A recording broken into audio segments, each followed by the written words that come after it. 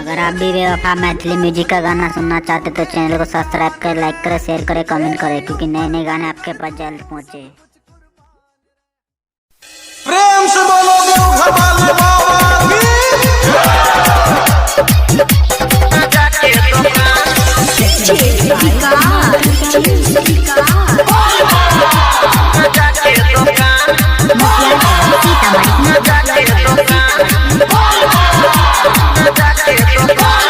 पूरा सावन रह भक्ति में चूर रे, भोला बाबा के पूजा कर भरपूर रे, बाबा पर ध्यान दही रे। पूरा सावन रह भक्ति में चूर रे, भोला बाबा के पूजा कर भरपूर रे। यने ओने नहीं दो ही ध्यान, यने ओने नहीं दो ही ध्यान।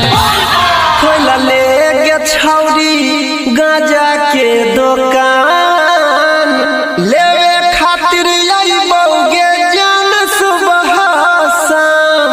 खोल ले गे छौरी गाजा के दुकान, गाजा के दुकान, लेवे खातिर अइबौगे जान सुबह शाम। सावन में खोल ले गाजा के दुकान, गाजा के दुकान, लेवे खातिर अइबौगे जान सुबह शाम।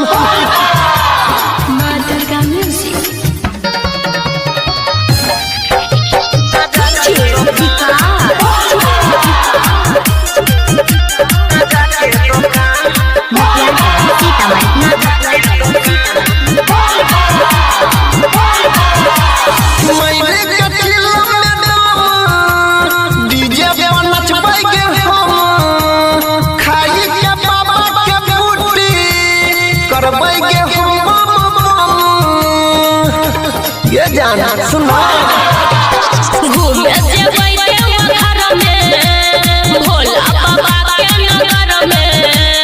परबो नहीं हमर छौड़ा तोरा कोनो चक्कर में, हमरा नहीं करल कर परेशान, हमरा नहीं करल कर परेशान।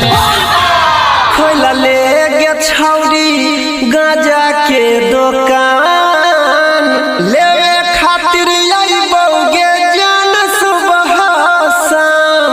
खोल ले गे छौरी गाजा के दुकान, गाजा के दुकान, लेवे खातिर अइबौगे जान सुबह शाम। सावन में खोल ले गाजा के दुकान, गाजा के दुकान, लेवे खातिर अइबौगे जान सुबह शाम।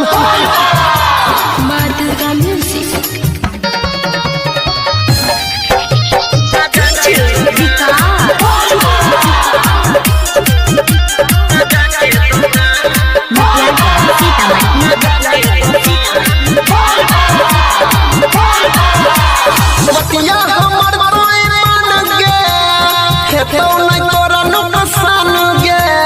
सब कावड़िया ये तो गोड़ी सुन तोरे दुकान गे।